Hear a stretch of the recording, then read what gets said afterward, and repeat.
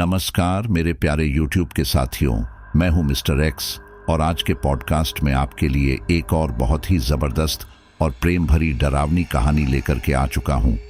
साथियों, कहानी ज़बरदस्त रहने वाली है और कमाल की रहने वाली है, तो अपने कानों में ईयरफोन को अच्छे से ठूंस लीजिए ताकि आप बार बार डिस्टर्ब ना हो और कहानी का पूरा आनंद ले सकें।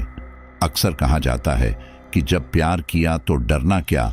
तो आज की कहानी ऐसे ही दो आशिकों की है जो अपने प्यार के लिए किसी भी हद तक चले जाते हैं। और देखो, प्यार होती ही ऐसी चीज है जो ना कोई डर देखती है, ना उसे किसी का खौफ होता है, और एक दूसरे के लिए अपनी जान की बाजी लगाने में भी एक पल नहीं सोचते हैं। और सच्चा प्यार इसे ही कहते हैं। और इन दोनों लवर्स का नाम है मीरा और निखिल। मीरा और निखिल एक दूसरे से बेइंतहा मोहब्बत करते हैं और अपने इस प्यार को बचाने के लिए वह एक बहुत बड़ा कदम उठा लेते हैं। जब उन्होंने यह कदम उठाया तो उन्होंने सोचा भी नहीं होगा कि जिस रास्ते पर वो जा रहे हैं वो शायद उन्हें इतनी मुश्किलों से भरा हुआ मिलेगा और उनका सामना एक ऐसी भयानक चुड़ैल से होगा जिससे बचना उनके लिए नामुमकिन हो जाता है। लेकिन कहते हैं ना कि भगवान जो करता है कुछ अच्छे के लिए ही करता है। अगर उनके लिए मुसीबतें खड़ी की है तो शायद कहीं ना कहीं उसमें उनका कुछ हित भी छिपा होता है। तो साथियों, जिस लड़के ने हमारे साथ ये कहानी शेयर की है वो उन दोनों की लव स्टोरी को बहुत ही करीब से जानता है और शायद आज उसे ये मौका मिला कि उन दोनों की कहानी वो सबके सामने ला सके। तो पूरी स्टोरी सुनने के बाद मैंने इसको अपने ही तरीके से तैयार किया है जिससे आपके सुनने का मज़ा कई गुना बढ़ जाएगा। तो चलिए कहानी को शुरू करें। उससे पहले मैं आपको बता दूं कि अगर अब तक भी आप लॉयल फैमिली का हिस्सा नहीं बने हैं तो इस रिश्ते को दिल से जोड़कर मजबूत कीजिए। और जितने भी लोग कहानी सुन रहे हैं वो अपना एक प्यारा सा कमेंट ज़रूर कर दें। और अगर आपके पास भी अपनी कोई कहानी है तो वो मुझे ज़रूर शेयर कीजिए। चलिए स्टोरी शुरू करते हैं। मीरा और निखिल एक दूसरे का हाथ पकड़े हुए तेज रफ्तार से चल रहे थे। मीरा ने अपने दुपट्टे से अपना मुंह ढक रखा था। निखिल भी सिर पर एक कैप लगाए दाएं बाएं देखते हुए जा रहा था। उन्हें देखकर तो ऐसा लग रहा था जैसे कोई चोरी करके भाग रहा हो। वे दोनों चोरी करके तो भाग रहे थे लेकिन किसी सामान की नहीं, बल्कि एक दूसरे की मोहब्बत की चोरी। मीरा और निखिल एक दूसरे से 5 साल से प्यार करते थे।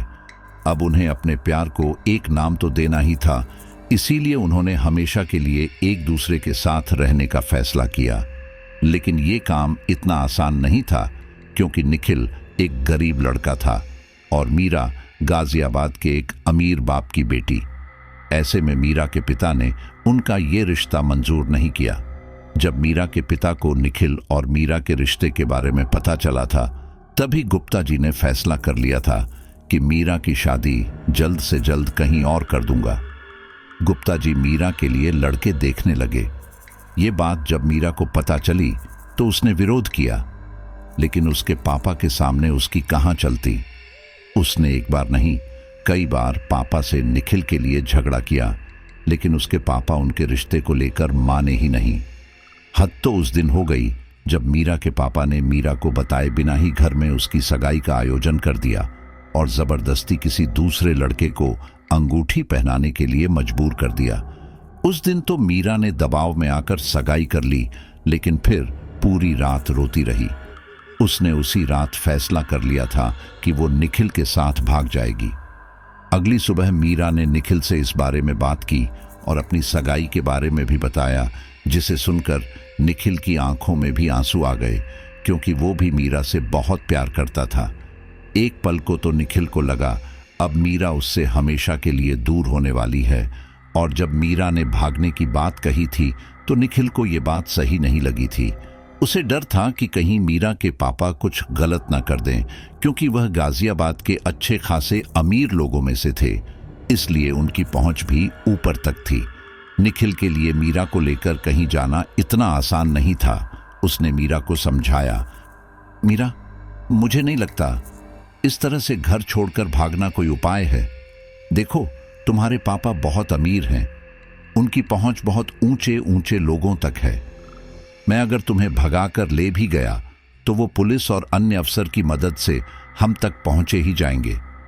आगे का अंजाम शायद अच्छा न हो। वो तुम्हारे साथ भी अच्छा नहीं करेंगे और मुझे भी जान से मार देंगे, साथ ही मेरे परिवार वालों को भी परेशान करेंगे। निखिल को इस बात पर मीरा कहती है, तो तुम क्या कहना चाहते हो कि मैं ऐसे ही किसी लड़के से शादी कर लूं? क्या तुम्हें पता नहीं है कि मैं तुमसे कितना प्यार करती हूं? मैं तुम्हारे बिना नहीं रह सकती। निखिल उसका जवाब देता है, मैं भी तुमसे बहुत प्यार करता हूं मीरा, लेकिन मुझे ये रास्ता ठीक नहीं लगता। मीरा रोते हुए कहती है, अगर मेरी शादी तुमसे नहीं हो सकती तो मैं केवल मौत को ही गले लगाऊंगी। मैं वैसे भी तुम्हारे बिना जी नहीं सकती, तो क्या फायदा ऐसी जिंदगी का। निखिल मीरा के मरने की बात सुनकर घबरा जाता है और कहता है, अरे तुम पागल हो क्या? तुम मरने की सोच भी कैसे सकती हो? मीरा कहती है, मैं सच कह रही हूं, मैं मर जाऊंगी। निखिल कुछ सेकंड लंबी सांस लेता है, कहता है, अच्छा मीरा, तुम मुझे थोड़ा वक्त दो, मैं देखता हूं कि क्या किया जा सकता है, लेकिन तुम कुछ भी उल्टा सीधा मत करना, और हां, अपने मम्मी पापा से भी गलत व्यवहार मत करना, वरना हमारे लिए और मुश्किलें खड़ी हो सकती हैं और वो तुम्हारे बाहर निकलने पर भी पाबंदी लगा सकते हैं। मीरा अब थोड़ी रिलैक्स हो जाती है। निखिल से बात करके उसे अच्छा लगता है और फिर वो सुकून से सो जाती है। उधर निखिल अपने दोस्त राहुल से भागने की प्लानिंग के बारे में बताता है। राहुल मीरा और निखिल के बारे में पहले से ही जानता था, इसीलिए वो निखिल की मदद के लिए राजी हो जाता है। निखिल को कहीं और जाकर रहने के लिए थोड़े पैसों की भी जरूरत थी और अभी उसकी सैलरी मिलने 3 दिन बाकी थे, इसीलिए उसने 3 दिन के बाद भागने का प्लान बनाया था। लेकिन इनकी मुश्किलें तब बढ़ी जब मीरा को यह पता चला कि इसकी शादी 3 दिन बाद ही है। मीरा इतना घबरा गई कि उसके दिमाग ने काम करना बंद कर दिया। मीरा भी जानती थी कि निखिल उसे 3 दिन बाद ही लेकर जा सकता है, क्योंकि उसको 3 दिन बाद सैलरी मिलनी थी। अब ऐसे में बिना पैसों के जाना आसान नहीं था। मीरा के घर उसके रिश्तेदार भी आना शुरू हो चुके थे। ऐसे में उसके लिए निखिल से बात करना और मुश्किल होता जा रहा था। हर वक्त मीरा के साथ कोई न कोई होता था, कभी उसकी मौसी, कभी मौसी की बेटी, कभी बुआ या उनके बच्चे। उधर पूरा एक दिन जब निखिल की बात मीरा से नहीं हो पाई तो वो बेचैन हो गया कि कहीं कोई परेशानी तो नहीं। लेकिन रात में ही सबके सोने के बाद मीरा ने निखिल को मैसेज में सारी बात बता दी। निखिल भी टेंशन में आ गया। प्लान कुछ और था, अब कैसे क्या होगा। निखिल ने उसी समय राहुल को भी सारी बात बताई, जिस पर राहुल ने कहा, यार निखिल, तुझे अब पहले ही मीरा को लेकर जाना होगा। तू एक काम कर, बॉस से कुछ भी बहाना बनाकर कल ही सैलरी ले ले और रात के वक्त मीरा को बुला ले। मैंने तुम दोनों के लिए सूरत में एक जगह रहने का इंतजाम कर दिया है और शाम थोड़े और पैसों का इंतजाम भी कर दूंगा। तू टेंशन मत ले, सब कुछ ठीक हो जाएगा, मैं तेरे साथ हूं। निखिल भी यही करता है। वह ऑफिस की छुट्टी होने से थोड़ा समय पहले अपने बॉस के पास जाता है और उनसे कहता है कि सर, मेरी माँ की तबीयत बहुत खराब है और इस समय वह मामा जी के घर है। आप मुझे इस महीने की सैलरी दे दीजिए, मैं कुछ दिन में वापस आ जाऊंगा। पहले तो निखिल के बॉस थोड़ा ना नुकुर करते हैं, लेकिन निखिल की काफी मिन्नतें करने के बाद आखिर बॉस उसे सैलरी दे देते हैं और कहते हैं कि तुम सिर्फ 5 दिन की छुट्टी ले सकते हो, उससे ज्यादा की नहीं, क्योंकि ऑफिस में बहुत सारा काम पड़ा है। इस पर निखिल चुपचाप हामी भर देता है और वापस आ जाता है। इधर मीरा बहुत मुश्किल से मैसेज में ही बात कर पा रही थी, क्योंकि हर वक्त उसके आसपास कोई ना कोई रहता था। ऐसे में मैसेज में बात करना भी उसके लिए मुश्किल था।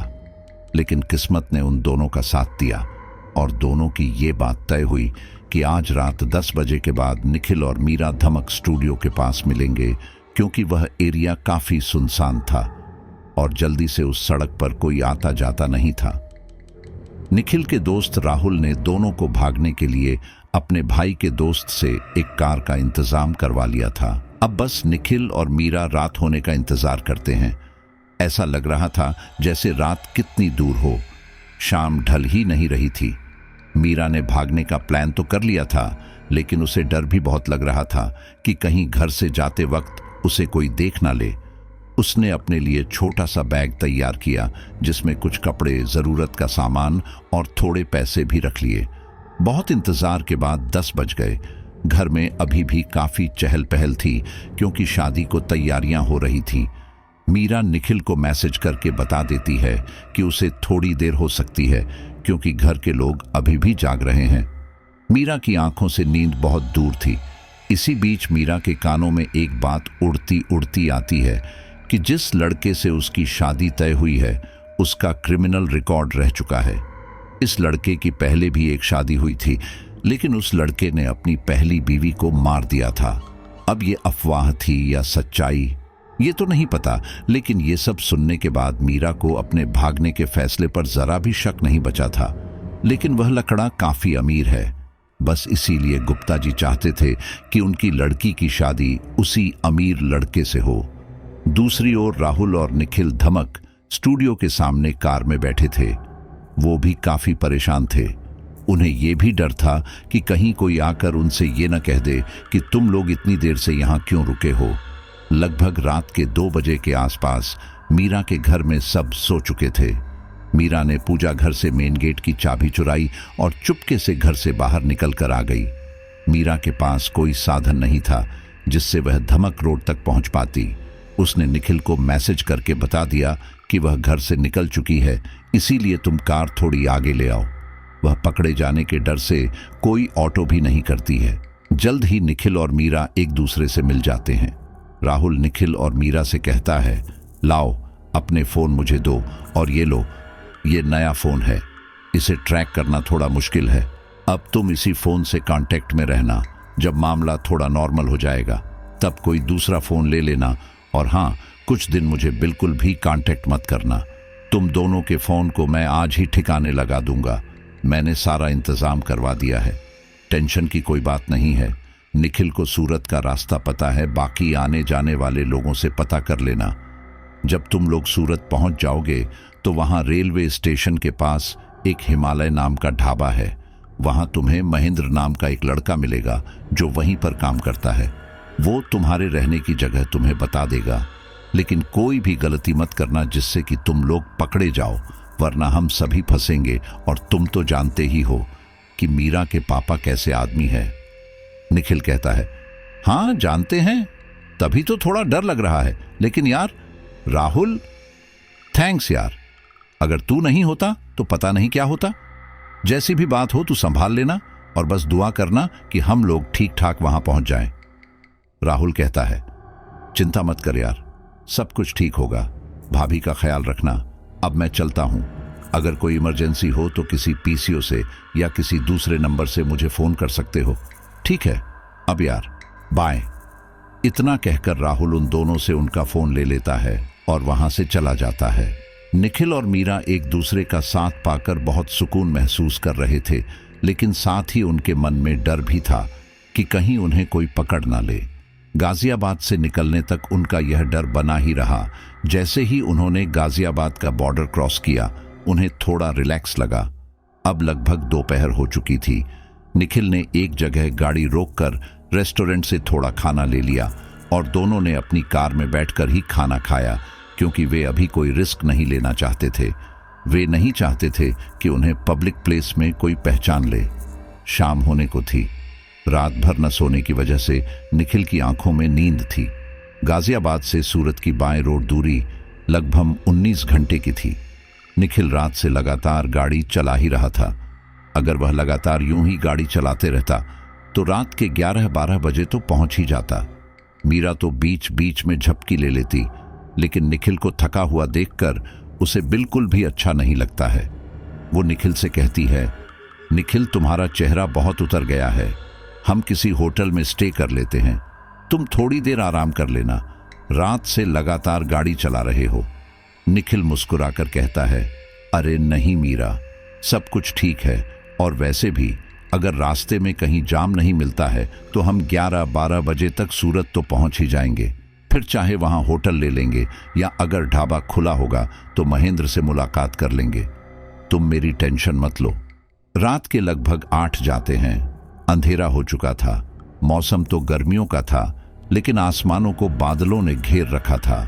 रात के 8 के बाद अमूमन सड़कों पर गाड़ियां कम ही गुजरती हैं।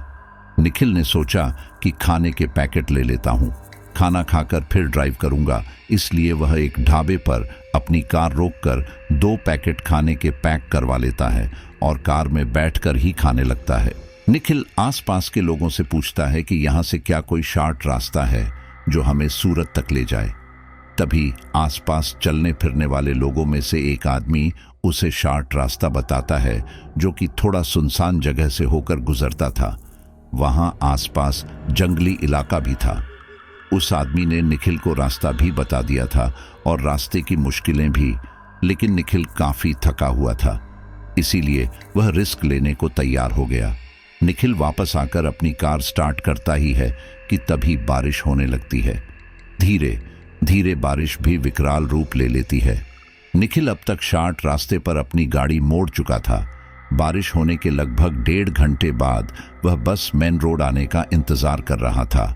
उसने सोचा था कि यह रास्ता ज्यादा ही शॉर्ट होगा, लेकिन उसका अंदाजा गलत था।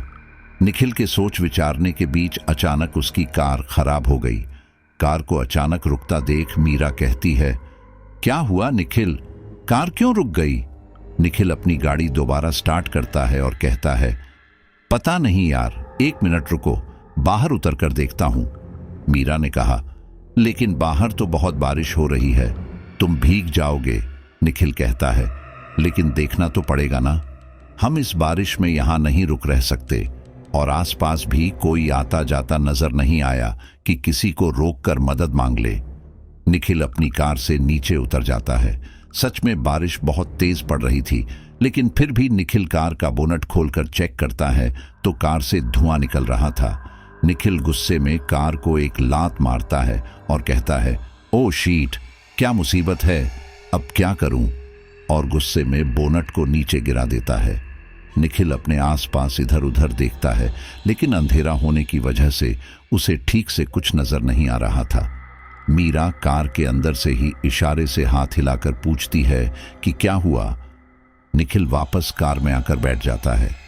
थोड़ी सी देर में निखिल काफी भीग चुका था।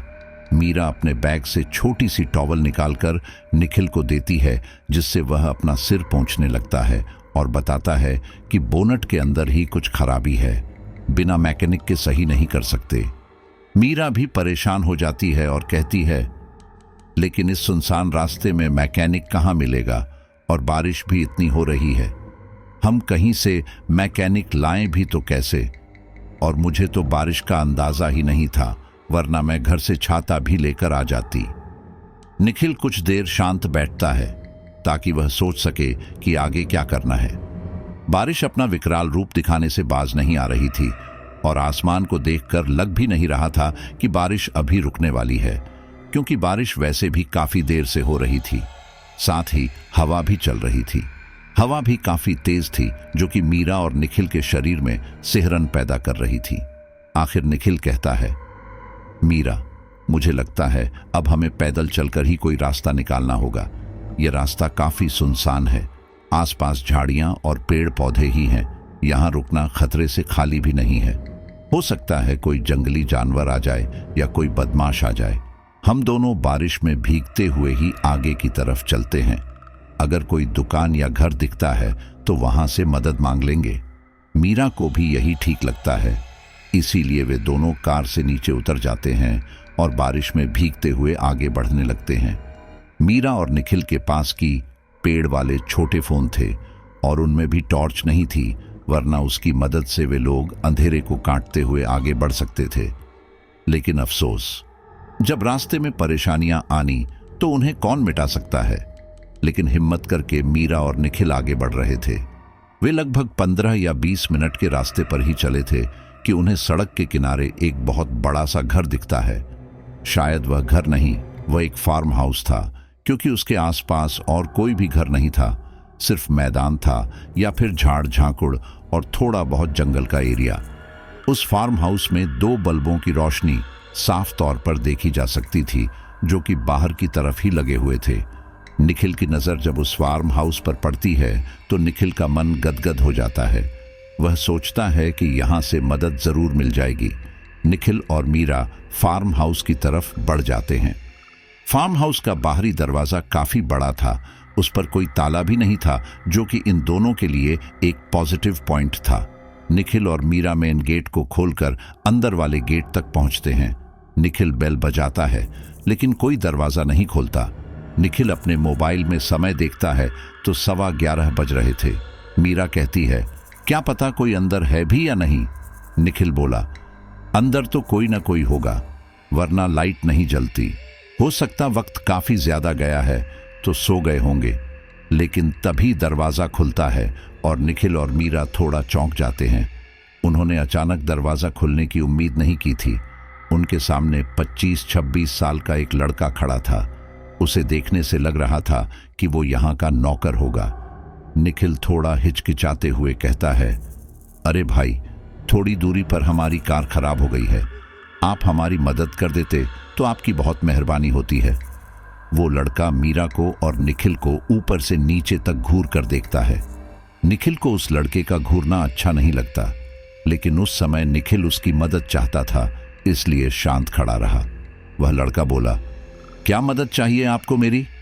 निखिल पूछता है, आप यहाँ आसपास कोई मैकेनिक बता सकते हैं जो हमारी कार को ठीक कर दे?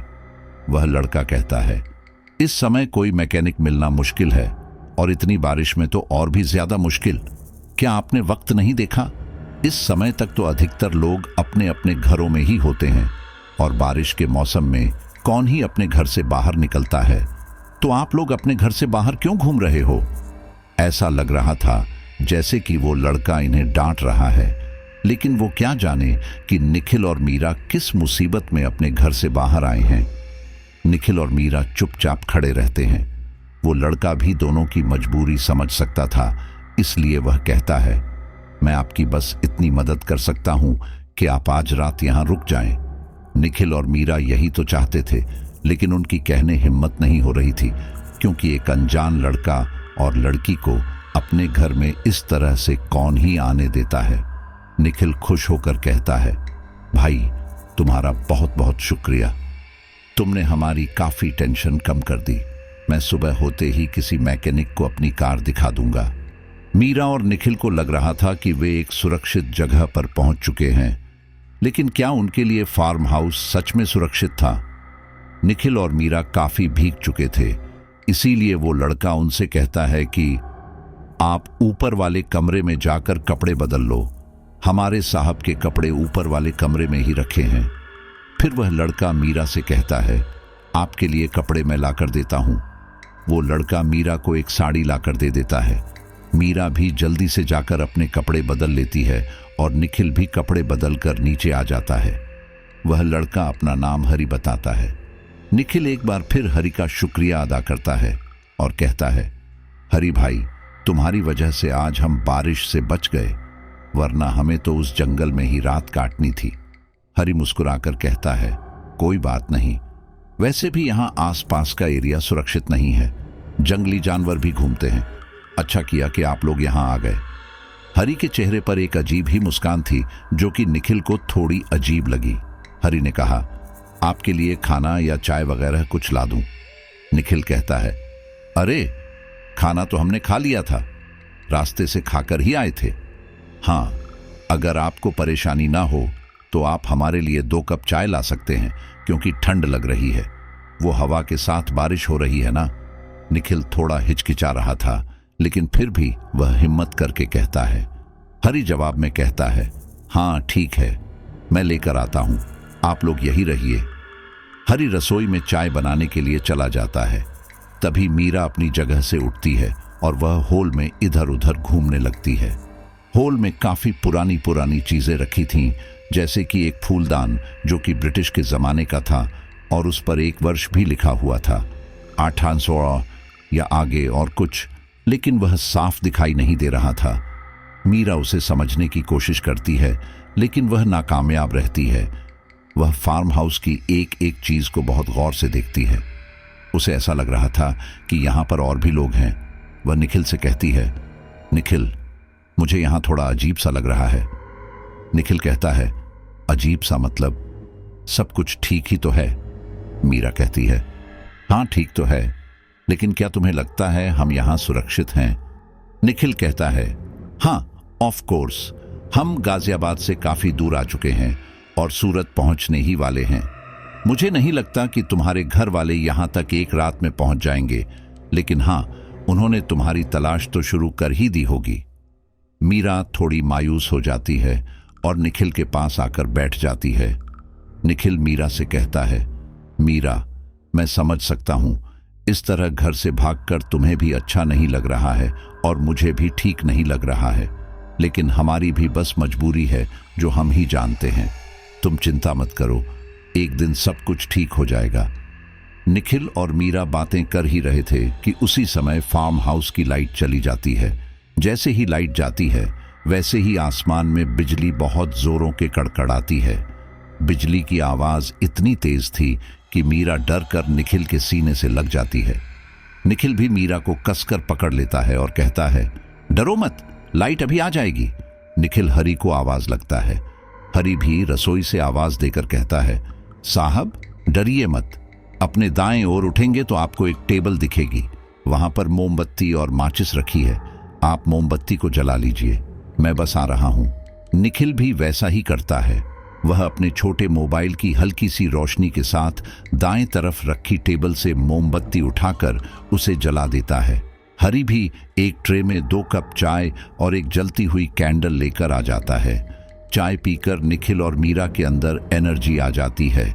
उन्हें काफी अच्छा लगता है और बारिश के मौसम में चाय किसे अच्छी नहीं लगती। हरी और निखिल आपस में एक दूसरे से बातें करने लगते हैं। तभी मीरा की नजर मोमबत्ती पर पड़ती है। वह मोमबत्ती को बहुत ही गौर से देख रही थी। कुछ देर तक मोमबत्ती की लौ बिल्कुल सामान्य जलती है, लेकिन जब मीरा उसे गौर से देखना शुरू कर देती है तो उसकी लौ अपने आप एक औरत की आकृति ले लेती है, और बिल्कुल साफ आकृति। मीरा उस आकृति को देखकर डर जाती है, क्योंकि वह आकृति धीरे धीरे एक बड़ी लौ के रूप में बढ़ती जा रही थी। मीरा चीखती हुई अपनी जगह से खड़ी हो जाती है। उसके चीखने से पास में बैठा निखिल भी डर जाता है और उछल जाता है।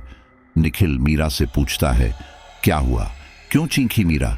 मीरा मोमबत्ती की तरफ इशारा करती है। निखिल भी मोमबत्ती की तरफ देखकर कहता है, क्या हुआ मोमबत्ती को?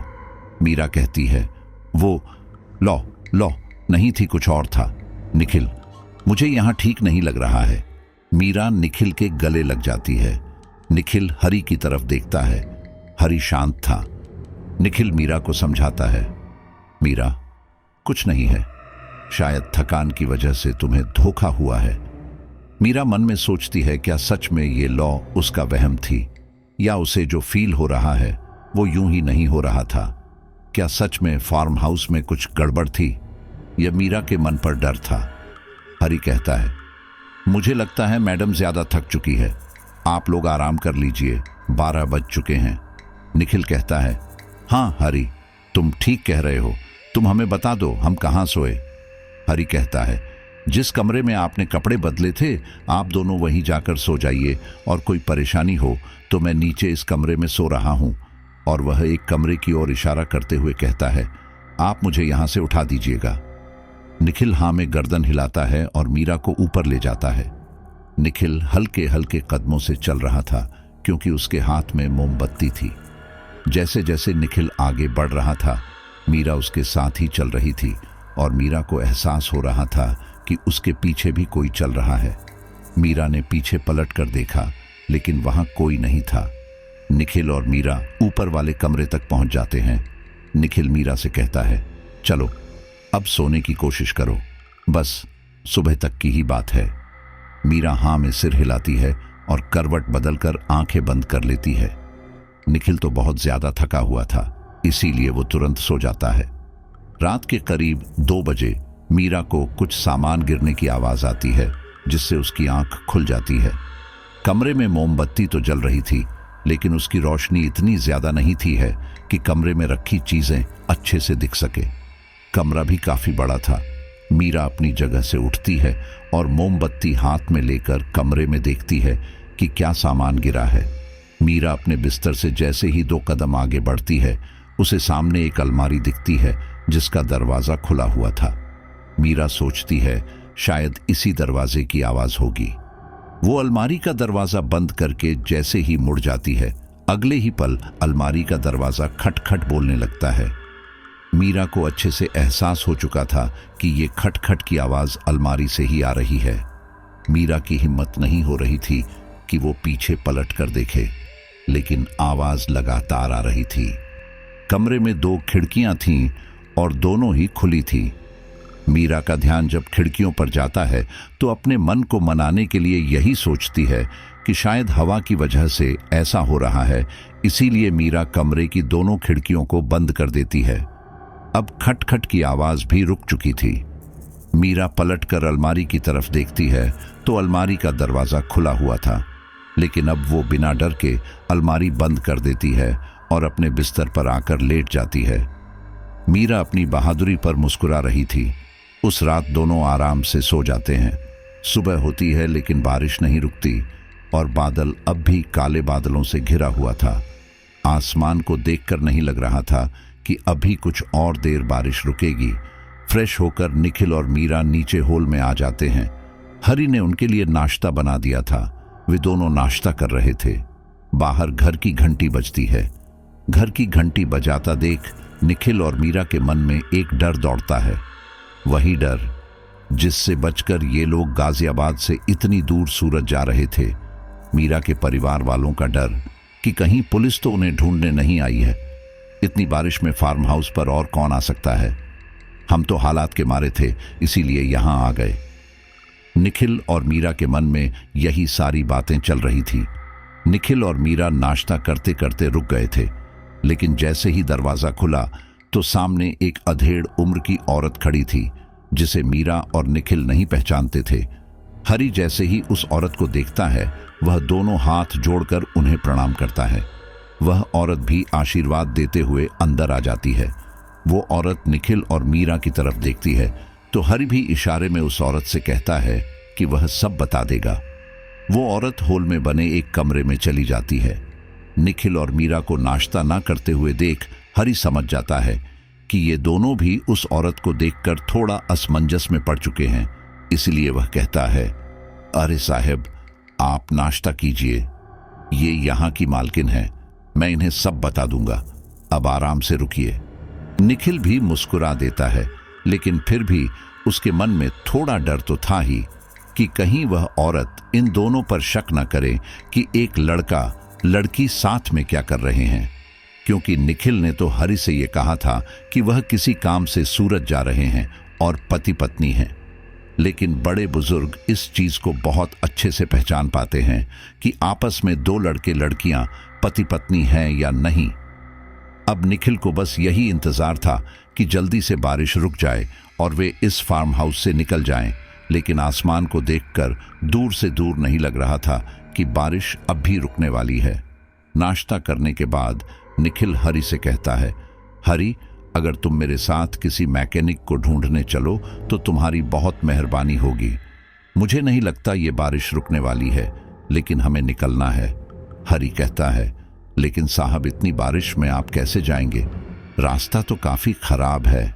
निखिल कहता है, हाँ, लेकिन जाना भी तो जरूरी है, बहुत जरूरी काम है। तभी वो बुढ़िया अपने कमरे से निकलकर आती है और कहती है, तुम यहां से नहीं जा सकते। उस बुढ़िया की आवाज में एक रोब था जिसे सुनकर मीरा और निखिल को अजीब लगता है और वे उस बुढ़िया को अजीब तरह से घूरने भी लगते हैं। फिर वह बुढ़िया कहती है, बाजार जाने वाला मुख्य पुल टूट चुका है। पुल के नीचे बहने वाली नदी अपने उफान पर है। इस समय कोई भी रिस्क लेने को तैयार नहीं है। जब बारिश कुछ कम होगी तभी गांव के लोग वहां अस्थाई पुल बनाने के बारे में सोचेंगे। निखिल और मीरा की टेंशन अब और बढ़ जाती है। निखिल एक बार सोचता है कि वो राहुल को फोन करके अपनी मुसीबत के बारे में बता दे, लेकिन मीरा उससे मना कर देती है। निखिल, राहुल को फोन करने से कोई फायदा नहीं होगा, वो इतनी दूर है, वो वैसे भी हमारी कोई मदद नहीं कर पाएगा। ऊपर से अगर घर वालों को भनक लग गई तो मुश्किल हो जाएगी। मीरा का ये फैसला बिल्कुल सही था, क्योंकि उधर मीरा के घर वालों के कहने पर पुलिस ने निखिल और उसके जानने वालों से पूछताछ शुरू कर दी थी। इन लोगों में राहुल भी शामिल था। जब निखिल को कुछ समझ नहीं आता तो वो बारिश रुकने तक इसी फार्म हाउस में रुकने का फैसला कर लेता है। अब तक दोपहर का वक्त हो चुका था। हरि ने सबके लिए खाना बनाया। सभी लोग एक साथ डाइनिंग टेबल पर एक साथ खाना खाने लगे। इसी बीच उस बुढ़िया ने बातें करनी भी शुरू कर दी। उसने अपना नाम चंद्रा बताया। साथ ही वो औरत निखिल और मीरा के बारे में भी जानने लगी। चंद्रा को निखिल की बातों से काफी हद तक ये पता चल चुका था कि ये दोनों अकेले हैं और मुश्किल में है। चंद्रा मन ही मन बहुत खुश थी। अब वो इतना खुश क्यों थी, ये तो आगे पता चलेगा। चंद्रा अब मीरा और निखिल से खुलकर बातें करने लगी थी। मीरा और निखिल भी अब सहज हो चुके थे। खाना खाने के बाद मीरा को सुस्ती चढ़ने लगती है। वो लंबी लंबी झंभाई लेने लगती है। निखिल की नजर जब मीरा पर पड़ती है तो वह कहता है, मीरा तुम्हें नींद आ रही है तो तुम ऊपर जाकर थोड़ा आराम कर लो। मीरा भी यही चाहती थी कि थोड़ी देर आंखें बंद कर लें, इसलिए वह ऊपर वाले कमरे में ही चली जाती है। वह लगभग 1 घंटा सोई थी। 1 घंटे बाद जब उसकी आंख खुलती है तो वह चौंक जाती है, क्योंकि वह जिस कमरे में थी वो एक बहुत पुराना कमरा था। उसे यकीन नहीं आता कि वो इस पुराने घर में कैसे आ गई। सब चीजें बिल्कुल वैसे ही थीं जैसी पिछली रात थी। बस फर्क इतना था कि सब कुछ पुराना लग रहा था। जिस बिस्तर पर वो बैठी थी वो भी फटा हुआ, गंदा और पुराना सा था। मीरा जल्दी से वहां से उठ जाती है और दरवाजे की तरफ भागती है। मीरा दरवाजा खोलने की कोशिश करती है, लेकिन दरवाजा नहीं खुलता। मीरा जोर जोर से चिल्ला रही थी, निखिल, निखिल, कहां हो? मुझे बाहर निकालो। मीरा रोने लगती है, लेकिन मानो निखिल तक आवाज ही नहीं जा रही थी। एक बार फिर कमरे में रखी अलमारी खटखट की आवाज करती है। मीरा उस अलमारी की तरफ देखती है। अलमारी का दरवाजा बहुत जोर से हिल रहा था। ऐसा लग रहा था अलमारी के अंदर कोई है और वो बाहर आना चाहता है। मीरा डरते डरते उस अलमारी तक पहुंचती है और दरवाजे को अच्छी तरह बंद करने की सोचती है। मीरा अलमारी के दरवाजे को खोलती, उससे पहले ही दरवाजा अपने आप झट से खुल जाता है, जिससे मीरा डर जाती है। और उससे भी खतरनाक घटना तब हुई जब मीरा ने अलमारी में रखे हुए बहुत सारी कंकाल की हड्डियां देखी। कंकाल ऐसे जैसे सिर की हड्डी, हाथ की हड्डी, जबड़े की हड्डियां, जिन्हें देखकर वह बुरी तरह चीख पड़ी। उसकी चीख इतनी जोरदार थी कि वह निखिल तक पहुंच गई। निखिल हॉल में बैठे एक मैगजीन पढ़ रहा था। जैसे ही उसने मीरा की आवाज सुनी, मैगजीन को फेंकता हुआ ऊपर की तरफ आया। इधर मीरा भी दरवाजे की तरफ दौड़ पड़ी थी और दरवाजा खोलने की कोशिश कर रही थी। बाहर से निखिल ने जैसे ही दरवाजा खोला, मीरा एकदम बाहर की तरफ भागी। निखिल ने मीरा को पकड़ा, उसे संभाला और पूछा, मीरा, क्या हुआ? क्यों भाग रही हो? मीरा तो बदहवास भागे जा रही थी। वह भागते भागते नीचे हॉल तक चली गई। निखिल भी उसके पीछे पीछे चला गया। मीरा बहुत बुरी तरह रो रही थी। चंद्रा भी अपने कमरे से बाहर आ चुकी थी। वह मीरा से पूछती है, क्या हुआ? क्यों रो रही हो बेटी? मीरा रोते हुए कहती है, निखिल, यहां से चलो, ये जगह ठीक नहीं है। मैंने पहले ही कहा था कि मुझे यहां कुछ अजीब लग रहा है। निखिल कहता है, लेकिन मीरा, हुआ क्या है? तुम इतना डरी हुई क्यों हो? कुछ बताओ तो सही। मीरा ऊपर कमरे की तरफ इशारा करती है और हकलाते बोलती है, वो कमरा, उस कमरे में कुछ गड़बड़ है और अलमारी में मैंने बहुत सारी हड्डियां देखी। इंसानी शरीर की हड्डियां, चाहे तो तुम भी जाकर देख लो। निखिल, चंद्रा और हरि तुरंत ऊपर वाले कमरे में जाते हैं, लेकिन सब कुछ सामान्य था। चंद्रा अजीब नजरों से मीरा को देखती है और कहती है कि क्या बात कर रही हो तुम? हड्डियां, वो भी अलमारी में? जरूर तुम्हें कोई वहम हुआ है। मीरा कहती है, हाँ निखिल, मैंने देखा था, उस अलमारी में इंसानी शरीर की हड्डियां रखी हुई थी और ये कमरा कल के जैसा था ही नहीं। ये तो बहुत पुराना कमरा था। प्लीज निखिल, यहां से चलो। निखिल मीरा को समझता है। मीरा, शांत हो जाओ, हम चलेंगे यहां से, पहले तुम रोना बंद करो। हरि मीरा को पानी देता है। मीरा पानी पीकर थोड़ी शांत होती है। चंद्रा निखिल को अकेले में बुलाती है और कहती है, शायद तुम्हारी पत्नी की हालत ठीक नहीं है। एक काम करो, तुम इसके साथ कमरे में ही आराम करो। इसे तुम्हारी जरूरत है। निखिल भी हाँ में सिर हिलाता है और मीरा को कमरे के अंदर लेकर जाता है, लेकिन मीरा बार बार कमरे में जाने के लिए मना कर रही थी। लेकिन निखिल काफी जोर देकर कहता है तो मीरा उसके साथ कमरे में चली जाती है और कमरा बिल्कुल नॉर्मल था। मीरा को अपनी आंखों पर विश्वास नहीं होता है। क्या वो मीरा का कोई सपना था? नहीं, मीरा को सब कुछ अच्छे से याद है। मीरा इतना बड़ा धोखा नहीं खा सकती। मीरा समझ चुकी थी इस फार्म हाउस में जरूर कुछ ना कुछ गड़बड़ है, लेकिन क्या? और ऐसे उस पर कोई यकीन भी नहीं करना चाह रहा था। इसलिए मीरा ने फैसला किया कि वो यहां हो रही घटनाओं का पता लगाएगी। निखिल और मीरा बिस्तर पर लेटे हुए थे। मीरा देखती है कि निखिल सो चुका था। वह उठकर हल्के से दरवाजा खोलकर बाहर चली जाती है।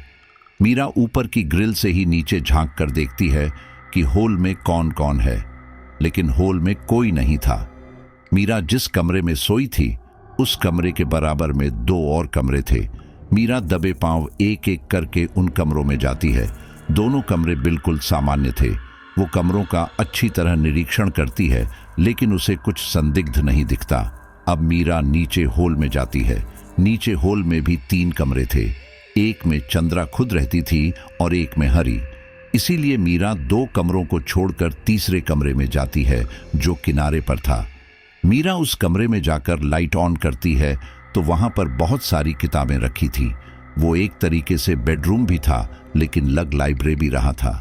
मीरा यूं ही 1-2 किताबें उठाकर देखने लगती है। तभी उसकी नजर सामने की खिड़की पर पड़ती है। वो खिड़की फार्म के पीछे का नजारा दिखा रही थी।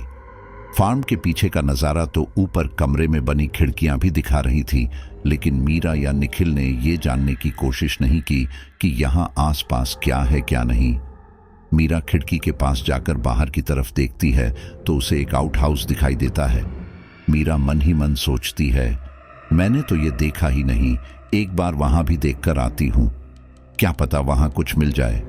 मीरा कमरे से बाहर आ जाती है। वह मेन गेट से होकर पीछे की तरफ जाने के लिए सोचती है, लेकिन तभी उसकी नजर उस मैगजीन पर पड़ती है जिसे कुछ देर पहले निखिल पढ़ रहा था।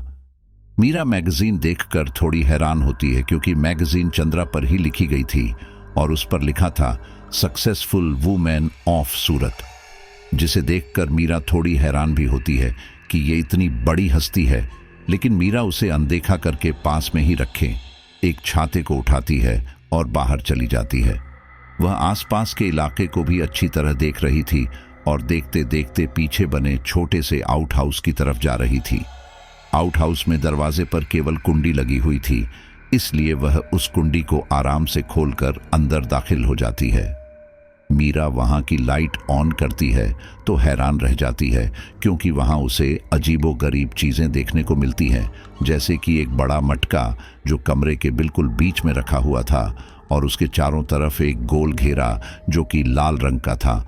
बहुत सारे दीपक बुझे रखे थे। कुल मिलाकर वो तंत्र मंत्र का सामान था। न केवल तंत्र मंत्र का सामान, बल्कि हड्डियों का ढेर भी था। मीरा सोचती है, इतनी सारी इंसानी कंकाल की हड्डियां, ये सब यहां कैसे हैं? मीरा अपनी आंखें मलती है और अच्छे से चारों तरफ नजर घुमाती है। वहां सच में बहुत सारी हड्डियां पड़ी हुई थी। मीरा का दिल जोरों से धड़क रहा था। वो समझ नहीं पा रही थी कि क्या करें, लेकिन उसे सच का पता लगाना था। अचानक उसे एहसास होता है कि उसके पीछे कोई खड़ा है। जैसे ही वो पीछे पलटती है, उसे एक काला साया नजर आता है जो तुरंत ही ओझल भी हो जाता है। मीरा उसे ठीक से देख भी नहीं पाती। मीरा जल्दी से बाहर जाकर देखती है, लेकिन उसे कुछ नहीं दिखता। लेकिन उसकी नजर चंद्रा के कमरे पर जाती है, जहां चंद्रा गुस्से से मीरा को देख रही थी। चंद्रा को देखकर मीरा घबरा जाती है और जल्दी से फार्म हाउस के अंदर आ जाती है। तब तक निखिल भी हॉल में आ चुका था। मीरा को बाहर से आता देख निखिल पूछता है, तुम बारिश में कहां गई थी? मीरा हकलाते हुए कहती है, घुटन लग रही थी, इसीलिए बस बाहर खड़ी थी। निखिल पूछता है, छाता लेकर? मीरा कुछ कहती है, उससे पहले ही चंद्रा अपने कमरे से बाहर आ जाती है और मीरा से कहती है, तो अब तुम ठीक हो ना, या कुछ और भी दिक्कत है? मीरा घबराए हुए कहती है, मुझे क्या दिक्कत होगी, सब ठीक है, चंद्रा रौब के साथ कहती है। हाँ, मुझे वैसे भी बिगड़े हुए काम अच्छे नहीं लगते हैं। तुम यहाँ पिकनिक मनाने नहीं आई हो लड़की, मुसीबत में फंसी हो, उससे निकलने का सोचो, निखिल ने कहा। मुसीबत कैसी? चंद्रा बोली। तुम्हें सूरत पहुंचना है ना? निखिल हल्के से कहता है। ओह हाँ, ये एक मुसीबत ही तो है। चंद्रा हरी से कहती है। हरी, तुम रात के खाने की तैयारी करो, मुझे कुछ काम है, मैं अभी आती हूं। इतना कहकर चंद्रा बिना छाते के ही बाहर चली जाती है। मीरा और निखिल सोफे पर बैठे थे। हरी किचन में चला जाता है। हरी के जाते ही मीरा कहती है। निखिल, तुम्हें पता है इस घर के पीछे एक आउट हाउस है, वहां पर तंत्र मंत्र का सामान है। मुझे तो इस चंद्रा में ही कुछ गड़बड़ लगती है। देखा नहीं कैसे अजीब तरीके से हमें घूरती है। निखिल कहता है। क्या बात कर रही हो? चंद्रा, और तंत्र मंत्र, तुम्हारा दिमाग तो ठीक है, वो तो बहुत बड़ी बिजनेसमैन है, सूरत की जानी पहचानी हस्ती है, वह भला ऐसा काम क्यों करेंगी? मीरा कहती है। तो उनके आउट हाउस में जो चीज मैंने देखी, उससे क्या अंदाजा लगाया जा सकता है? निखिल कहता है। हो सकता है वो किसी और का हो, जरूरी नहीं चंद्रा का हो। मीरा निखिल से बहस करने लगती है। ये फार्म हाउस चंद्रा का ही है, तो वहां कोई और क्यों आएगा? निखिल, मेरी मानो तो यहां से चलते हैं, उनसे छाता ले लेते हैं और पैदल पैदल ही वापस लौट चलते हैं। मुझे बहुत घबराहट हो रही है। निखिल मीरा को समझता है। हम इतनी बारिश में कहाँ जाएंगे? 1.5 घंटे का रास्ता तो हमने कार से तय किया था, पैदल जाने में तो हमें और भी ज्यादा समय लगेगा। जैसा तुम सोच रही हो वैसा कुछ भी नहीं है। उसी समय हरी निखिल को किचन में आवाज लगा लेता है और चाय ले जाने के लिए कहता है। इधर मीरा तीसरे वाले कमरे में चली जाती है जहां से उसने आउट हाउस को देखा था। मीरा वहां से कुछ सुराग ढूंढना चाहती थी ताकि पता चल सके कि आखिर ये चंद्रा असलियत में है कौन। लेकिन उसकी नजर वापस खिड़की पर पड़ती है जहां चंद्रा उस आउट हाउस में ताला लगा रही थी और वापस फार्म हाउस की तरफ आ रही थी। मीरा जल्दी से आकर बाहर होल में सोफे पर बैठ जाती है। इतने में निखिल भी आ जाता है और 2 मिनट बाद ही चंद्रा भी आ जाती है। निखिल चंद्रा को चाय के लिए ऑफर करता है तो वह इशारे से कह देती है कि अभी आती है। लेकिन मीरा एक चीज नोट करती है, वो थे चंद्रा के कपड़े। चंद्रा के कपड़े बिल्कुल भी भीगे हुए नहीं थे। लेकिन ऐसे कैसे हो सकता है? मीरा ने चंद्रा को आसमान के नीचे से आते हुए देखा था और बारिश भी हो रही थी। बारिश से कपड़े कुछ तो गीले होने चाहिए थे, लेकिन नहीं, चंद्रा के कपड़े पूरी तरह सूखे हुए थे। मीरा को अब ज्यादा गड़बड़ लगती है, लेकिन वह कहे तो कहे किससे? निखिल भी उसकी बात नहीं सुन रहा था और निखिल ने तो चंद्रा पर ज्यादा ध्यान ही नहीं दिया। मीरा हरी के पास जाती है। हरी किचन में काम कर रहा था। मीरा हरी से कहती है, हरी लाओ, मैं तुम्हारी कोई मदद कर दूं, बाहर बैठे बैठे बोर हो रही हूं। हरी कहता है, अरे नहीं नहीं, हम कर लेंगे, हमें तो आदत है। मीरा ने कहा, खाना बनाने की आदत तो तुम्हें 1-2 लोगों के लिए ही होगी ना, हम तो 4 लोग हैं। हरी ने कहा, अरे मैडम, यहां कभी कभी आप जैसे लोग आकर फंस जाते हैं। मीरा अचंभे से कहती है, क्या? मीरा को हरी की बात अजीब लगती है। फंसने का क्या मतलब? हरी थोड़ा हिचकिचाते हुए और बात को संभालते हुए कहता है, अरे मैडम, शहर से दूर का एरिया है ना, अक्सर लोग इस रास्ते से भटक जाते हैं तो यहां मदद के लिए आ जाते हैं। मीरा को जरूर कुछ गड़बड़ लगती है, लेकिन वो हरी के साथ उसके काम में हाथ बटाने लगती है। सब्जी बनाते हुए मीरा हरी से कहती है, हरी, मैं सब्जी बना देती हूं, तुम रोटी बना लो। दोनों मिलकर काम कर रहे थे, लेकिन उस समय चंद्रा हरी को आवाज लगा लेती है और हरी कुछ देर के लिए चंद्रा के पास चला जाता है। इधर मीरा सब्जी में डालने के लिए मसाले ढूंढती है। अब हरी तो वहां था नहीं जो वह हरी से पूछती, इसीलिए मीरा खुद ही मसाले ढूंढने लगती है। किचन में छोटी छोटी अलमारियां बनी हुई थी। मीरा उन्हें खोल कर देखने लगती है। तभी एक अलमारी में उसे एक बड़े से भागोने में मांस के टुकड़े दिखते हैं। जैसे ही मीरा उन मांस के टुकड़ों को देखती है, वह बुरी तरह घबरा जाती है और एकदम पीछे हट जाती है। ओ माय गॉड, ये क्या है? यहाँ पर मीरा की सांस अटकने लगते हैं। उसका ध्यान तुरंत इंसानी मांस की ओर ही जाता है, क्योंकि उसने यहाँ पर इंसानी कंकाल की हड्डियां देखी थी। मीरा जल्दी जल्दी दरवाज़ा बंद कर देती है कि कहीं हरी उसे देख ना लो, और इसी समय हरी भी वापस आ जाता है। मीरा को अलग खड़ा देखकर हरी पूछता है, क्या हुआ मैडम, क्या चाहिए? हरी भी थोड़ा घबरा जाता है, क्योंकि वह जानता था उस तरफ मांस रखा है और वह नहीं चाहता था कि निखिल या मीरा उस मांस को देखें। मीरा कहती है, कुछ नहीं, वो मसाला ढूंढ रही थी। कहाँ है? हरी कहता है, अरे मैडम, मैं तो आपसे कह रहा था कि मैं ही बना लूंगा, लेकिन आप हो कि मानते ही नहीं हो। हरी की आवाज में भी थोड़ा गुस्सा था, लेकिन वह उसे मसाला उठाकर दे देता है। मीरा सब्जी में मसाला मिला देती है, लेकिन उसका ध्यान बार बार उस मांस के टुकड़ों पर जा रहा था। इसलिए वह हरी से कहती है, हरी तुम सब्जी देख लेना, मैं निखिल के पास बैठी हूं, मेरा सिर दर्द कर रहा है।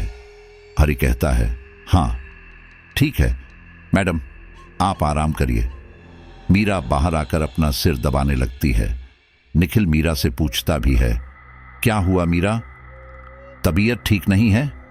मीरा गुस्से में निखिल से कहती है, तुम्हें क्या फर्क पड़ता है मेरी तबीयत ठीक रहे या ना रहे? तुम्हें तो मेरी बातों पर यकीन ही नहीं हो रहा। तुम्हारे लिए तो मैं पागल हो चुकी हूं। निखिल आश्चर्य में पड़ जाता है कि अचानक मीरा इतना गुस्सा क्यों कर रही है। अरे मीरा, इतना गुस्सा क्यों कर रही हो? लाओ, मैं तुम्हारा सिर दबा देता हूं। मीरा निखिल से गुस्से में बात करके ऊपर वाले कमरे में चली जाती है। निखिल को थोड़ा बुरा लगता है और फिर वो भी मीरा की बात पर सोच विचार करने लगता है, क्योंकि वह जानता था मीरा को इतने सारे वहम तो नहीं हो सकते और मीरा उससे झूठ नहीं बोलेगी। इसलिए निखिल सोचता है कि हो सकता है मीरा की बातों में कोई ना कोई सच्चाई हो। मीरा को जो दिख रहा हो वो मुझे ना दिख रहा हो। इसलिए वह मीरा के पास जाने लगता है, लेकिन तभी चंद्रा अपने कमरे से निकलकर आती है और निखिल को अपनी बातों में लगा लेती है। जल्द ही खाना भी बनकर तैयार हो जाता है। हरी मीरा को नीचे बुलाकर ले आता है। सभी लोग खाना खाते हैं और फिर सोने चले जाते हैं। मीरा निखिल से काफी नाराज थी, इसलिए उससे बात नहीं करती है और बस यहां से जाने की सोचती है। वह आखिरी बार निखिल से कहती है कि निखिल, कल सुबह होते ही मैं यहां से चली जाऊंगी, चाहे बारिश हो या ना हो। निखिल भी मीरा से कहता है, हाँ ठीक है मेरी जान, हम सुबह होते ही निकल जाएंगे। निखिल और मीरा अगली सुबह के इंतजार में सो जाते हैं। रात लगभग 1 बजे निखिल करवट बदलता है तो उसकी आंख भी खुलती है। वो हल्का सा नींद में था, लेकिन कमरों की चीजों को अच्छे से देख पा रहा था। कमरा काफी पुराना लग रहा था। अगले ही पल उसे याद आया कि मीरा भी तो यही कह रही थी कि वह कमरा पुराना सा लग रहा था। अब निखिल की नींद पूरी तरह से खुल चुकी थी। उसने मीरा की तरफ देखा तो मीरा आराम से सो रही थी। वह झट से अपने बिस्तर से उठा। इसका मतलब मीरा ने जो देखा वह सब कुछ सच था। कहीं ये मेरा सपना तो नहीं? निखिल को अपनी आंखों पर विश्वास नहीं हो रहा था, क्योंकि कुछ ही घंटे में कमरे को पुराना बनाना ये कोई जादू ही था। निखिल को यह भी याद आता है कि मीरा कह रही थी कि अलमारी के अंदर हड्डियों का ढेर पड़ा है। इसलिए वह इस बात की पुष्टि के लिए अलमारी के पास जाता है और उसे खोलता है, और सच में वहां पर हड्डियों का ढेर था। इसका मतलब यह कंफर्म हो चुका था कि मीरा को कोई धोखा नहीं हुआ है। निखिल कमरे का दरवाजा खोलकर बाहर की तरफ देखता है तो पूरा का पूरा फार्म हाउस पुराना था। दीवारें उजड़ी पड़ी थीं, कहीं से प्लास्टर टूट रहा था, मकड़ी के जाले ही जाले थे। निखिल थोड़ा आगे बढ़कर कमरे के सामने की ग्रिल को छूता है तो उस पर धूल जमी हुई थी। ये सब कुछ घंटे के अंदर करना तो बिल्कुल भी मुमकिन नहीं था। निखिल अब सब समझ चुका था कि जरूर यहां कुछ गड़बड़ है। उसका दिल भी अब जोर से धड़क रहा था। उसने बिना देरी किए मीरा को उठाना चाहा, लेकिन अगले ही पल वह रुका, क्योंकि उसे 2 लोगों के फुसफुसाने की आवाज आ रही थी। वे दोनों और कोई नहीं बल्कि हरी और चंद्रा ही थे। हरी कह रहा था, मानना पड़ेगा मालकिन, आपसे ज्यादा बुद्धिमान तो सच में कोई नहीं है। चंद्रा ने उसको जवाब दिया, मुझसे ज्यादा बुद्धिमान की तो छोड़ो, लेकिन निखिल और मीरा से ज्यादा बेवकूफ कोई नहीं है। मीरा तो मेरे कमरे को देखकर आ चुकी है, फिर भी इसी फार्म हाउस में पड़ी हुई है, और निखिल तो उससे भी बड़ा बेवकूफ है। मीरा की बातें विश्वास ही नहीं कर रहा है। इन लोगों ने तो मेरा काम आसान कर दिया है। मेरे ख्याल से अब हमें ज्यादा देर नहीं करनी चाहिए, वरना ये लोग हमारे हाथ से निकल जाएंगे। बहुत दिनों बाद हमें जवान शख्स मिले हैं, हरी ने कहा। तो फिर कब से काम शुरू करना है? चंद्रा ने कहा, आज रात ही अपना काम करते हैं। तुम आउट हाउस में जाकर तैयारी शुरू करो, मैं थोड़ी देर में मीरा और निखिल के साथ आऊंगी। निखिल समझ नहीं पा रहा था कि आखिर हरी और चंद्रा उन दोनों के साथ क्या करने वाले थे, लेकिन वह इतना तो जानता था कि कुछ बुरा होने वाला है। निखिल के सामने सबसे बड़ी परेशानी ये थी कि इतनी रात को वह कैसे निकले, क्योंकि बारिश अभी भी हो रही थी, लेकिन हल्की हल्की। वह धीरे से मीरा के पास जाता है और मीरा को उठाता है, लेकिन मीरा हड़बड़ाकर उठती है क्योंकि वह गहरी नींद नहीं थी। आधी रात में निखिल को उठता देख मीरा निखिल से कहती है, क्या हुआ? और साथ ही उसकी नजर कमरे के चारों तरफ भी पड़ती है, जो कि बहुत पुराना लग रहा था। वो तुरंत निखिल से कहती है, निखिल कमरा देखो। निखिल मीरा को हल्के बोलने का इशारा करता है और खुद भी हल्के बोलता है, हाँ मैंने सब देख लिया है, तुम सच कह रही थी, मुझे माफ कर दो मीरा, मैंने तुम्हारी बातों पर यकीन नहीं किया। हमें यहां से कल ही चले जाना चाहिए था, अब हमारी जान को खतरा है। मीरा घबराते हुए कहती है, क्या हमारी जान को खतरा है? लेकिन किससे? निखिल मीरा को हरी और चंद्रा की बातचीत बता देता है। मीरा कहती है, देखो निखिल, चंद्रा एक शातिर औरत है, वरना यूं ही सूरत की जानी मानी हस्ती नहीं होती, इसलिए हमें उससे बचकर ही यहां से निकलना होगा। निखिल भी कहता है, हाँ तुम ठीक कह रही हो, चलो अब जल्दी से यहां से उठो। मीरा निखिल से पूछती है, लेकिन हम यहां से जाएंगे कहां? निखिल कहता है, वापस अपनी कार की तरफ जाएंगे, क्योंकि वहां कार में हमारा सामान भी है। आज चाहे पूरा दिन लग जाए, लेकिन हम वापस नेशनल हाईवे की तरफ ही जाएंगे। मीरा और निखिल दबे पांव से जाने लगते हैं। वे फार्म हाउस का दरवाजा खोलते हैं, लेकिन ये क्या, सामने हरी खड़ा था। हरी के पूरे माथे पर राख लगी थी और हरी अकेला नहीं था। उसके दोनों तरफ दो काले साए थे, जिनकी आकृति इंसान की तरह थी। उनकी कोई सूरत नहीं थी, ना उनके हाथों की उंगलियां थीं, ना चेहरे पर कोई नाक नक्श। वे बस मानव की आकृति के दो काले साए थे, जिन्हें देखकर निखिल और मीरा एकदम घबरा जाते हैं। लेकिन हिम्मत करके निखिल हरी को धक्का देकर मीरा का हाथ पकड़कर बाहर भागता है। जैसे ही निखिल 2 कदम आगे बढ़ता है, वे 2 काले साए निखिल और मीरा को पकड़ लेते हैं और हवा में उड़ाते हुए पीछे आउट हाउस की तरफ ले जाते हैं। निखिल और मीरा जोर जोर से चिल्ला रहे थे, लेकिन वहां दूर दूर तक उनकी आवाज सुनने वाला कोई भी नहीं था। निखिल और मीरा की आवाज सिर्फ चंद्रा ही सुनती है। वह अपने कमरे से बाहर आती है तो हरी को बाहर खड़ा देखती है। क्या हुआ हरी, ये शोर शराब कैसा है? हरी कहता है, कुछ नहीं मालकिन, वे दोनों भागने की कोशिश कर रहे थे, वो तो मैं सही वक्त पर आ गया। यह सुनकर चंद्रा को गुस्सा आ जाता है और वह कहती है, चलो अब मैं और देर नहीं कर सकती, मेरे साथी भी भूखे हैं और मैं भी। चंद्रा और हरी फार्म हाउस के पीछे बने आउट हाउस में चले जाते हैं। वहां जाकर देखते हैं तो मीरा और निखिल अभी भी चिल्ला रहे थे। वे दोनों दीवार के दोनों कोने से जमीन से कुछ फीट ऊपर चिपके हुए थे। ऐसा लग रहा था उन्हें जबरदस्ती किसी ने पकड़ रखा है, लेकिन उनके आसपास कोई भी नहीं था। चंद्रा मीरा और निखिल से आकर कहती है, तुम दोनों ने यहां से जाने की सोची भी कैसे? और तुम्हें क्या लगा था कि तुम यहां से निकल जाओगे? शेर कभी भी अपनी शिकार को छोड़ता है क्या? तो तुमने ये सोच भी कैसे लिया कि तुम मेरे चुंगल से निकल जाओ? यहां लोग आते अपनी मर्जी से हैं, लेकिन जाना मेरे ऊपर डिपेंड करता है। चंद्रा 3 तालियां बजाती है और कहती है, छोड़ दो इन्हें। चंद्रा के इतना कहने पर निखिल और मीरा अपने आप जमीन पर गिर जाते हैं। वे दोनों समझ चुके थे कि यहाँ पर कुछ तो पैरानॉर्मल हो रहा है। कुछ नहीं, बल्कि बहुत कुछ, क्योंकि मीरा पहले ही तंत्र मंत्र के सामान को देख चुकी थी। उसे यह अंदाजा हो गया था कि यहाँ तंत्र मंत्र की सारी विधियां होती होगी। साथ ही काले सायों को देखना और अपने आप दीवार से चिपक कर लटकाना, यह कोई नॉर्मल घटनाएं नहीं है। निखिल गुस्से में कहता है, तुम हमारे साथ क्या करना चाहती हो? हमें यहां क्यों लाई हो?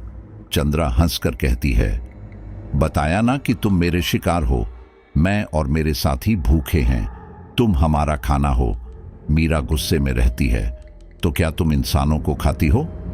हरि मुस्कुराकर कहता है, हाँ चंद्रा जी इंसानों का खून पीती हैं, मांस खाती हैं और इनके साथी इंसानों की हड्डियां। निखिल गुस्से में कहता है, और वो साथी तू है कुत्ते। चंद्रा जोर से हंसती है और कहती है, तुम दोनों तो मेरे असली साथी से मिल चुके हो, तो फिर ऐसी बातें क्यों कर रहे हो? चंद्रा 3 तालियां बजाती है और अपने अन्य 2 साथियों को सामने ले आती है।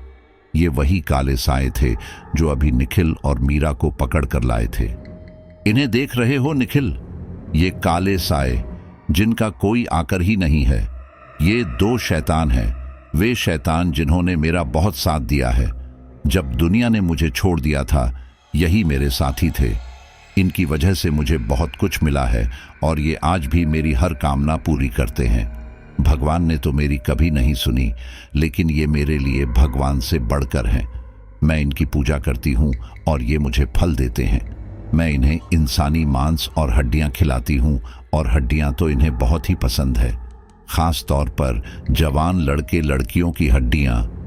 जवान लड़के लड़कियों की हड्डियों में जो स्वाद है, वह किसी और की हड्डियों में नहीं है। और हाँ, अगर इंसान का मांस एक बार तुम भी छक लिए तो बार बार मांगोगे, क्यों? है ना हरि? हरि भी हंसने लगता है। चंद्रा हरि से कमरे में रखे सभी दीपक जलाने के लिए कहती है। साथ ही उन 2 साइयों से कहती है कि मीरा और निखिल को अपने कब्जे में ले लो। वो दोनों साए भी तुरंत वैसा ही करते हैं।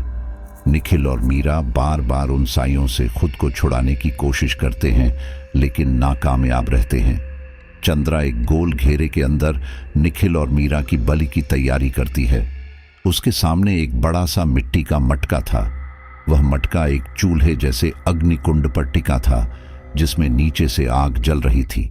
चंद्रा उस मटके में पानी डालती है, साथ ही अपने अंगूठे को हल्का सा काटकर अंगूठे से निकले खून को भी उस मटके में डाल देती है। हरि जलते हुए दीपकों को चंद्रा के चारों तरफ रख देता है। इसके बाद चंद्रा अग्निकुंड से निकली पुरानी राख हरि को देती है, जिसे हरि अपने पूरे मुंह पर मल लेता है। अब शुरू होता है असली खेल।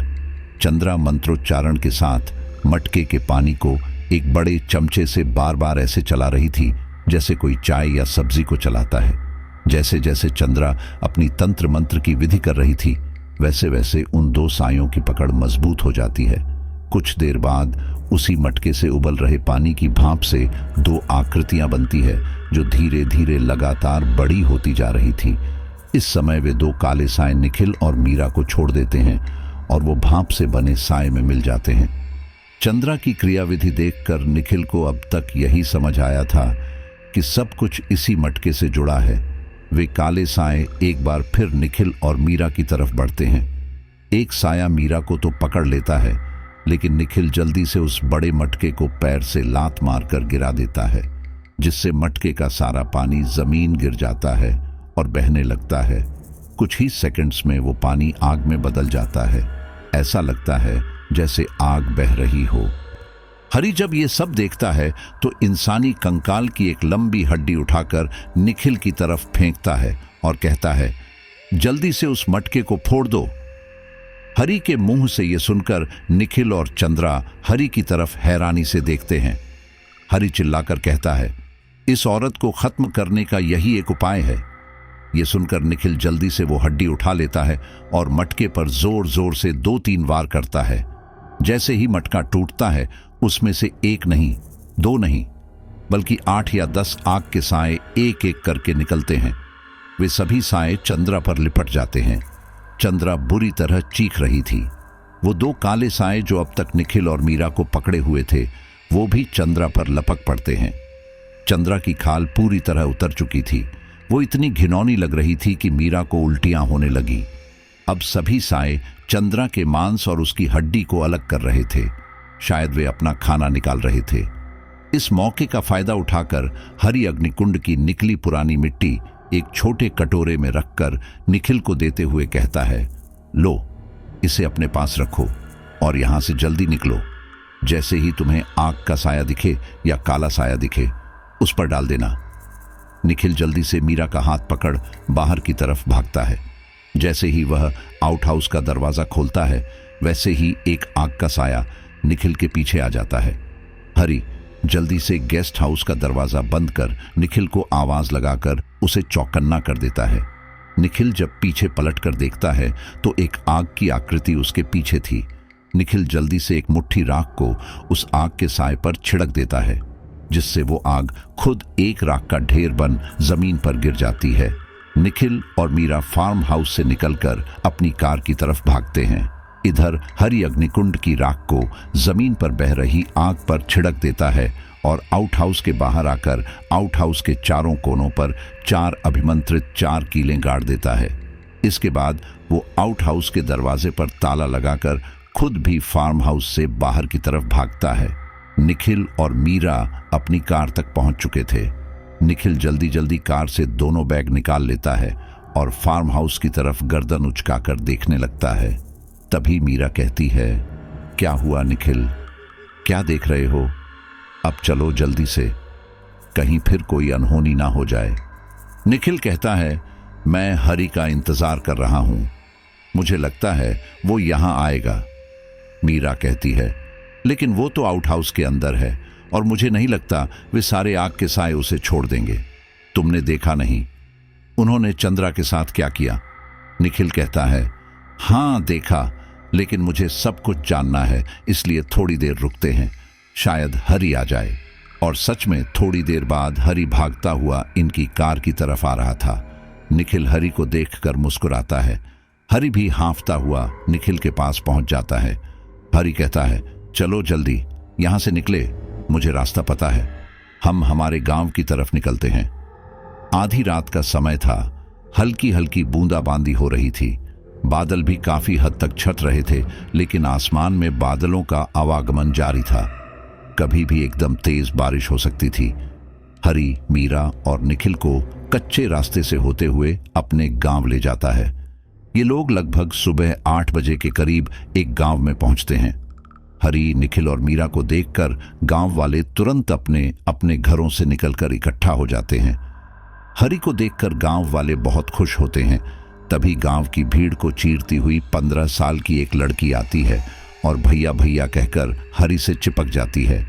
हरि भी उस लड़की को तुरंत गले लगा लेता है। हरि के पास खड़े लोग हरि से कोई ना कोई सवाल कर रहे थे, हरि से कुछ ना कुछ कह रहे थे, लेकिन हरि को कुछ भी समझ नहीं आ रहा था, क्योंकि भीड़ बहुत ज्यादा थी और सभी लोग एक साथ बोल रहे थे, इसीलिए किसी की भी बात समझ में नहीं आ रही थी। हरि सभी को चिल्लाकर चुप कराता है। तभी गांव का एक आदमी आगे आकर पूछता है, हरि तुम जिंदा हो? तुम कहां थे? तुम्हारी बहन ने तुम्हारी कितनी राह देखी, हमें तो लगा था कि तुम मर चुके हो, शायद तुम्हें उस भूत वाले फार्म हाउस ने मार दिया। हरि कहता है, हां मेरा मरना तय था, लेकिन अब मैं बिल्कुल सही सलामत हूं, शायद यह मेरी बहन की दुआओं का असर था। निखिल हरि से पूछता है, हरि कुछ बताओगे कि आखिर यहां चल क्या रहा है? हरि कहता है, चिंता मत करो, मैं तुम्हें सब कुछ बताऊंगा, आओ मेरे घर आओ। हरि निखिल और मीरा को एक आधे कच्चे पक्के घर में लेकर जाता है। हरि निखिल और मीरा की तरफ देखते हुए कुसुम से कहता है, कुसुम ये दोनों हमारे मेहमान हैं, तुम जाकर कुछ खाने पीने का इंतजाम करो, तब तक मैं इन्हें नहाने धोने के लिए कहता हूं। कुसुम रसोई घर में चली जाती है। निखिल एक बार फिर हरि से पूछता है कि हरि प्लीज हमें बताओ कि यहां क्या हो रहा है और तुम कौन हो? तुम तो चंद्रा के साथी थे ना, तो तुम यहां कैसे?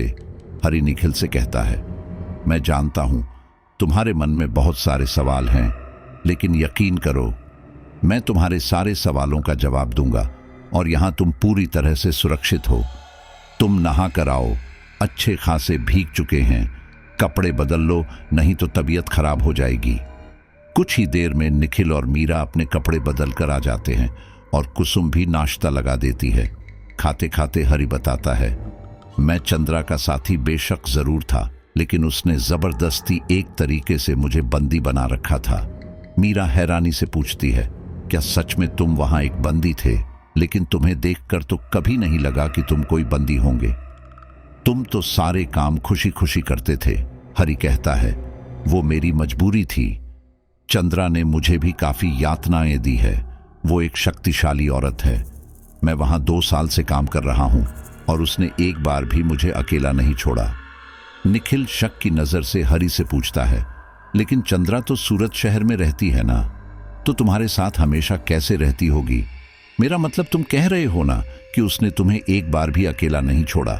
हरि मुस्कुराकर कहता है, क्या तुम्हें उसके वो 2 काले साथी याद हैं? निखिल और मीरा हाँ में सिर हिलाते हैं। हरि आगे बताता है, चंद्रा के असली साथी तो वही थे, मैं तो उसका गुलाम था। आज से लगभग 4 साल पहले हमारे गांव वालों को फार्म हाउस के पीछे की जमीन दिखाई थी। जब हमने उस जमीन की जांच पड़ताल की तो पता चला कि वह जमीन तो हमारे गांव के हिस्से की जमीन है, लेकिन बीच से में सड़क निकलने की वजह से वह जमीन हमारे गांव से अलग जगह आ रही थी। जमीन के बारे में जब गांव के प्रधान जी को पता चला तो उन्होंने यह फैसला किया कि वह जमीन पूरे गांव के लोगों में बंटेगी। गांव के लोगों में बंटने का मतलब ये नहीं था कि जमीन का कुछ हिस्सा सभी लोगों में बंटे। गांव के प्रधान जी ने यह फैसला किया था कि वहां पर जो भी फसल होगी वह सब मेरे जिम्मे होगी और सभी परिवार के लोग वहां जाकर काम किया करेंगे। बाद में जब फसल पककर तैयार हो जाएगी तो गांव में बराबर बांट दी जाएगी। इसकी दूसरी वजह यह थी कि सरकार कभी भी किसी भी जगह पर अपना अधिकार बता देती है। अगर ऐसा होता है तो हमें ज्यादा नुकसान नहीं होगा और जब तक ऐसा नहीं होता है तब तक हम उस जमीन का इस्तेमाल कर सकते हैं। गांव के सभी लोगों को प्रधान जी की बात ठीक लगी। सभी ने मिलकर यह फैसला किया कि गांव के प्रत्येक परिवार से एक सदस्य उस जमीन पर जाकर काम करेगा। इस प्रकार अलग से मजदूर लगाने की जरूरत नहीं पड़ेगी।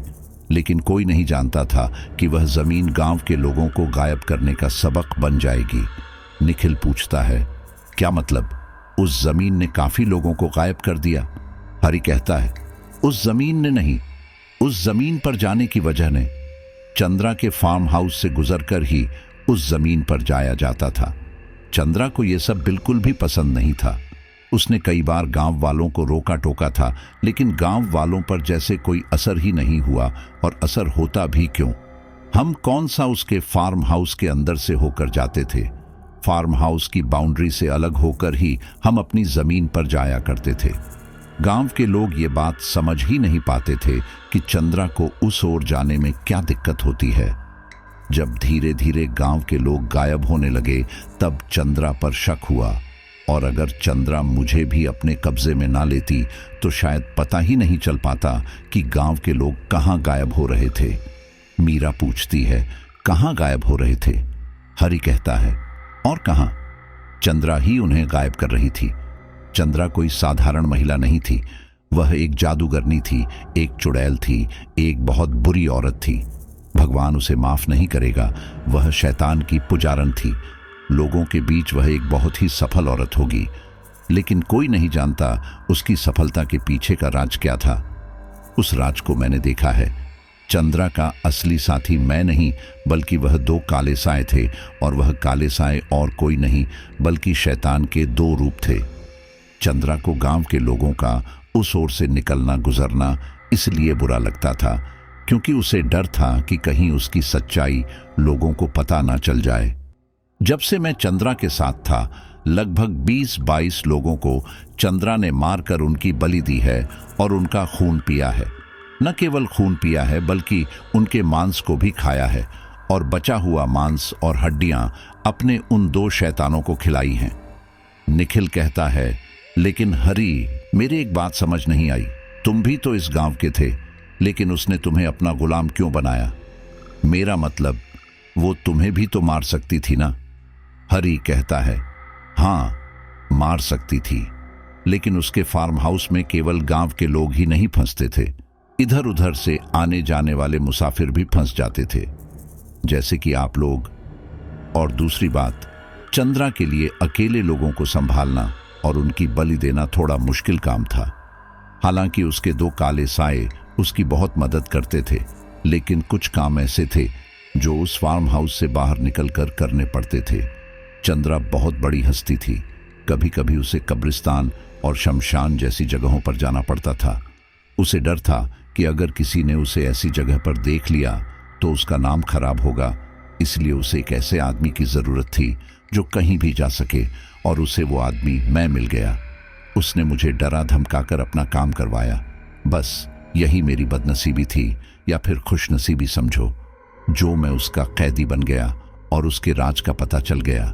भगवान मेरे साथ था कि तुम दोनों वहां आ गए और तुमने दूसरे लोगों की तरह डर कर चंद्रा को अपनी बलि नहीं देने दी, बल्कि हिम्मत से काम लिया। मीरा ने एक लड़की होकर बहुत हिम्मत दिखाई। चंद्रा के साथ रहकर मैं उसकी क्रियाविधि काफी हद जान गया था। ये भी जान गया था कि सारा खेल उसके मटके का ही है, क्योंकि वो मुझसे कहती थी कि इस मटके को मत छूना, ये बहुत कीमती है, अगर इसे कुछ हुआ तो मेरा नाम और निशान मिट जाएगा। इसीलिए मैंने तुम्हें वो मटका तोड़ने को कहा। वो अग्निकुंड की राख एक पवित्र राख थी। चंद्रा जब भी तंत्र मंत्र करती थी तो हमेशा मुझे वो राख मेरे मुंह पर लगाने को कहती थी, ताकि मैं उन सायों से बच सकूं। आज मैं बहुत खुश हूं कि तुम लोगों की वजह से जिंदा अपनी बहन तक आ पाया। इस दुनिया हम दोनों ही एक दूसरे का सहारा हैं। बातें करते करते नाश्ता भी खत्म हो गया। निखिल का ध्यान अपने फोन पर जाता है तो देखता है कि फोन तो बंद पड़ा है। वो हरी से फोन चार्ज करने के लिए कहता है। हरी के घर तो चार्जर नहीं था, लेकिन वो पड़ोस में जाकर निखिल और मीरा का फोन चार्ज करके लाता है। निखिल जैसे ही फोन ऑन करता है, उसमें एक नए नंबर से बहुत सारी मिस्ड कॉल पड़ी थी। निखिल हैरान हो जाता है। वह मीरा के फोन को भी ऑन करता है तो उस पर भी सेम नंबर से कॉल पड़ी हुई थी। मीरा और निखिल थोड़ा घबरा जाते हैं। निखिल को लगता है जरूर राहुल का फोन होगा और कोई इमरजेंसी भी होगी, तभी इतनी सारी कॉल पड़ी है। वो तुरंत कॉल बैक करता है तो उधर से एक औरत बोलती है, हेलो निखिल, मैं राहुल की चाची बोल रही हूँ। उसने मुझे ये नंबर देकर कहा था कि तुमसे कह दूं, सूरत से अपना ठिकाना बदल लेना, क्योंकि पुलिस को पता चल चुका है कि तुम कहाँ हो। निखिल कहता है, लेकिन पुलिस को कैसे पता चला? राहुल की चाची कहती है, उन्होंने राहुल को पकड़ लिया था और बहुत बुरी तरह टॉर्चर किया। साथ ही राहुल के घर वालों को भी बहुत टॉर्चर किया, इसीलिए उसने सब कुछ बता दिया। अगर वो ऐसा नहीं करता तो उसके साथ और भी बुरा होता।